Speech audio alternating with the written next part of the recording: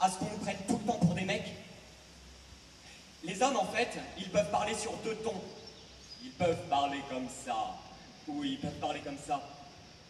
Sauf qu'à partir du moment où tu mues, où tu peux parler dans le grave, ben t'es obligé de parler dans le grave. T'as pas intérêt à monter. Alors il y a des mecs qui montent comme ça en voix, mais c'est censuré, t'as pas intérêt, sinon ben, on va te traiter de tapette parce que ben, tu vas avoir des trucs qui sont normalement réservés aux femmes. De parler comme ça ou comme ça, ben, ça n'a rien à voir avec le fait de se faire enculer.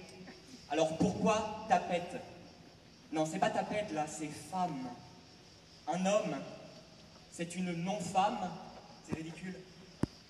Et une femme, c'est un non-homme, ça n'a pas de sens. Moi, je pense que ça va disparaître parce que bah, ça arrange qui? Les hommes. Enfin, ils le paient assez cher parce qu'en attendant, ils ne peuvent pas se faire enculer, c'est dommage.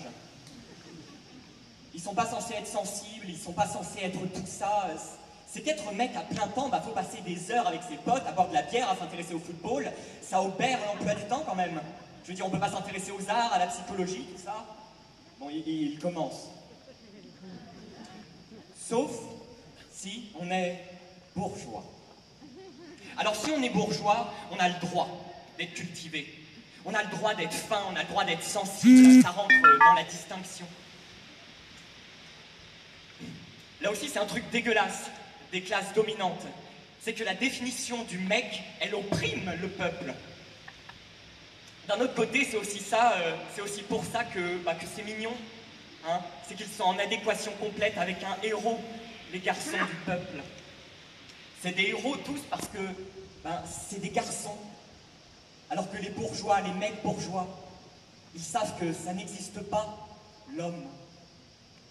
Il ne croit pas du tout que ça existe, c'est pas comme le garçon de café, là, derrière son bar. Alors lui, il croit que l'homme, ça existe. Hein. Il fait l'homme, il fait l'homme, il fait l'homme. C'est très beau, hein, parce qu'il y croit, c'est des gens qui ont la foi. Les bourgeois, les hommes bourgeois, ils savent que c'est limite. Parce qu'ils se permettent de s'intéresser à l'opéra et puis d'avoir un avis sur la peinture. Et puis ils font très attention à leurs habits, mais alors pas de la même manière. Ils portent des chaussures fines, ils ont des gestes. Quand t'es un mec hétéro et que t'as envie de te faire des mecs, tu le fais pas. Parce que si tu le fais, tu perds tes prérogatives de mec hétéro. C'est perdre beaucoup, c'est perdre tout. Ça se paie très cher, on passe de l'autre côté. Tous les gens qui t'aimaient bien avant, parce qu'ils étaient comme toi, des mecs hétéros frustrés qui n'avaient pas le droit de se faire des mecs. Ils vont te traiter de pédé, tu n'existeras plus. Guillaume Dustan.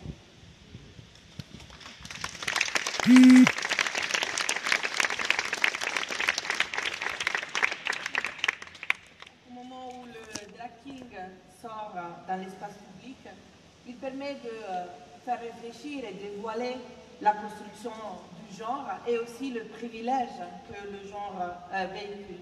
Et c'est, si vous voulez, un petit peu comme l'enfant que dans la célèbre histoire crie « Le roi est né ».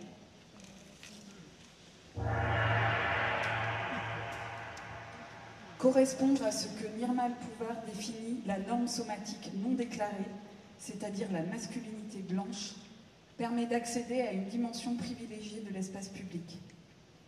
Dans l'espace public, la blanchité et la masculinité orientent les corps, les adressent vers des directions spécifiques, influencent la manière dont les corps occupent l'espace et déterminent ce que ces mêmes corps sont autorisés à faire. Ce travail est donc une occasion en fait pour réfléchir sur les privilèges que chaque personne a, les privilèges qui peuvent changer au cours de la vie et qui changent aussi dans l'interaction avec les autres. Mais je voudrais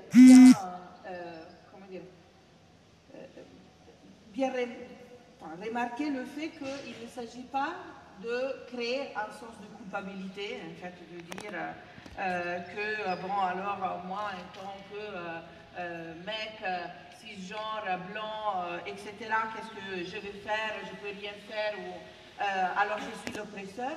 Mais il s'agit plutôt de comprendre qu'à l'intérieur d'un système dans lequel on est, notre corps véhicule quelque chose, notre corps est vu, est remarqué par les autres, et donc on peut avoir certains privilèges.